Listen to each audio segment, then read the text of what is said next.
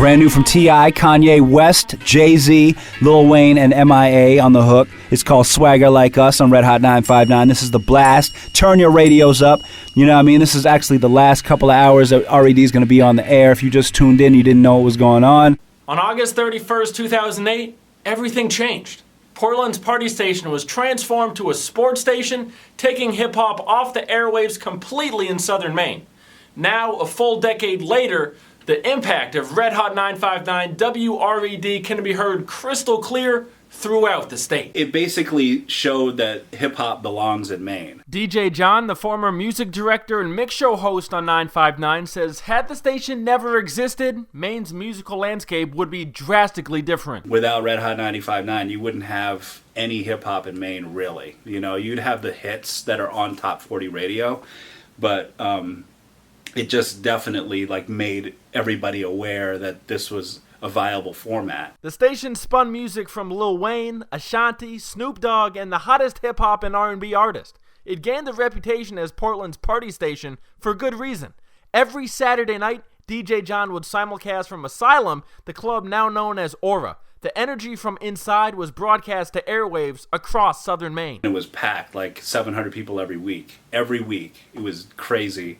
And I was playing hip-hop on records, no computers, you know what I mean, crates of records, rocking the house and playing just hits like 50 Cent and Eminem and Ja Rule and stuff. And had the place going, but we simulcast it on air. 959 was the go-to station for clubgoers, and it also served as a platform for local hip-hop fans to discuss the culture online.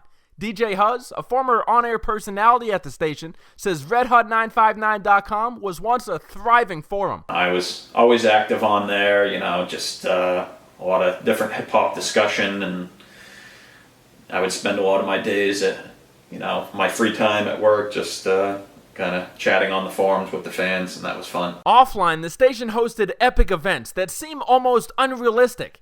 DJ John says his funniest memory was when the rap duo Yin Yang Twins visited DeMillo's, one of Portland's fanciest restaurants. It was just a bunch of rich people eating, and then it was the Yin Yang Twins walking around the place going, yeah, you know what I mean? And just being crazy, making their own sauces and stuff. It was weird. Kid Corey, a former on-air personality at the station, says he remembers when Rihanna came to Bull Moose in Scarborough, way before she was a superstar. No one knew anything about her, and maybe we got 20, 30 people that came through Bull Moose. And then she just blew up after that. Before the celebrity appearances and packed shows at Asylum, 959 was a dance and rhythmic station that played hip-hop during the nighttime. Kid Corey hosted the Red Hot Hit Mix in 1997. 95.9 WRED GQ going back to 1979 and Disco Nights. Before that, Tony, and Let's Get Down. 10:55 with Kid Corey. We are jamming the hottest club music just the way you wanted to hear it. Kid Corey says WRED program director Buzz Bradley had been pushing the station to become more rhythmic, though former DJs agree that 959 didn't become a hip-hop force until Lee LaRue was put in charge. Once they really hired Lee to run the music, it got a lot tighter, it got a little edgier, and that's when we really started to make a big stamp. It was Lee that convinced him and said, look, give this a chance. The kids love it, So he was like, let's do it. Let's try it. And it worked for a long time. The station was viable for years until the higher-ups at WRED decided it was time for change. J.J. Jeffrey, the owner of the station's parent company, Atlantic Coast Radio, said he was approached by the station in Boston that carries the Red Sox. He said the offer made perfect sense, considering his other station, 955, was already a successful sports network. We thought that with our 95.9, right close to 95.5, we could get a very good signal over most of southern Maine, in central Maine, and Lewiston, Auburn, and the mid-coast. In addition, Jeffrey said acquiring advertisers as a hip-hop station became increasingly difficult in the area. As far as attracting advertisers, it just wasn't working because we had a lot of pop competition. On August 31st, the final day on air, Lee LaRue called in to join DJ John in thanking the staff and the listeners for an unforgettable run. The people at the at Atlantic Coast gave it a great opportunity, and hey, hopefully another one will come along, With Red Hot 959 now off the airwaves, local residents like Paige Bouchard of Portland had to go elsewhere to consume and discover new hip-hop. When that went away, I kind of had to turn to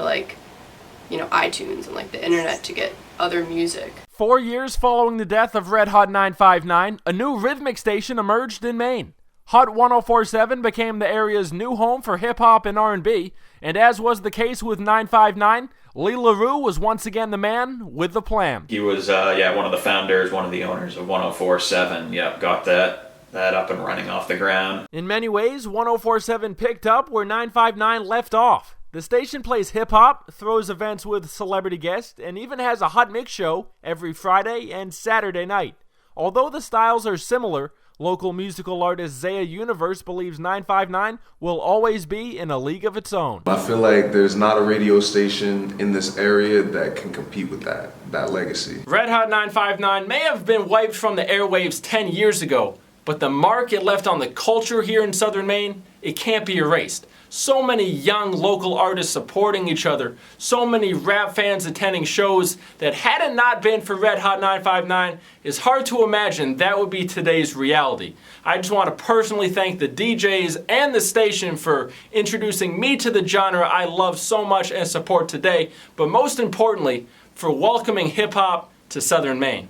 And that's good because we saw success. I mean, we were rated #1 in the market a couple times, right? Yeah. Over the other stations. And I looked up the Wikipedia. We're 4,100 watts, technically. And that's pushing it. And I think we have an enhancer or something, pause, on there, so it's 5,000. Yep. And then the other stations are boasting 50,000 watts. You know what I'm saying? So we don't even broach a tenth of them, but our ratings are up there in the top 5. And you got some stations that are 100,000 watt, 50,000 watt, and we're competing with them. We're a smaller market. I think that says a lot with the music, I think a lot of people like hip-hop around Maine, and I think that, it's going to be sad when it goes.